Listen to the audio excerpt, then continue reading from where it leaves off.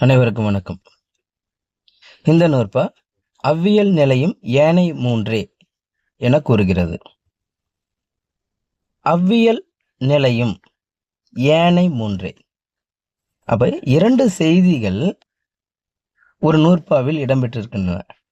அவ்வியல் நிலையம் என்பது ஒன்று, ஏனை மூன்றே என்பது ஒன்று. ஆனால் இந்த நூற்பாவை பொறுத்த வரைக்கும் நீங்க பாத்தீங்கன்னா, இது அவ்வியல் நிலையம் என்பது இதற்கு முன்பு சொல்லப்பட்ட மெய்யின் அளவே அரையென மொழிப என்னும் நூற்பாவின் கருத்தை உள்வாங்கியுள்ளது.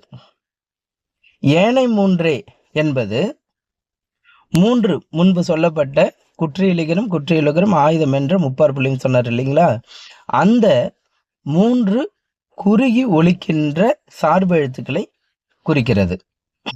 அப்போ ஒரு நூற்பா 2 செய்திகளை கூறுகிறது. அந்த 2 செய்திகளும் இந்த நூற்பாவிற்கு அப்பால் முன்பே கூறப்பட்ட நூற்பாவிலிருந்து கருத்துக்களை எடுத்து அதற்கு ஒரு விதி கூறுகின்ற ஒரு நிலையில் அமைந்துள்ளது.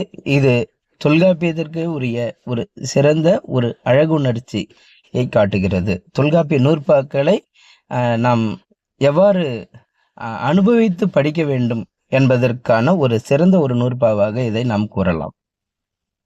அவ்வியல் நிலையம், இப்ப நம்ம சொன்னோம் இல்லைங்களா, அவ்வியல்னா இதற்கு முந்தைய நூற்பா இருக்கு இல்லையா, மெய்யின் அளவே அரையென மொழிப.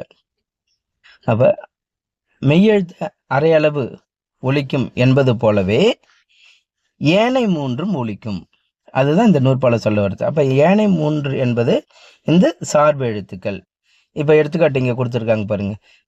குற்றியலிகரம் குற்றியலுகரம் ஆயுதம் 3க்கும் ஒவ்வொரு எடுத்துக்காட்டு கொடுத்துருக்காங்க.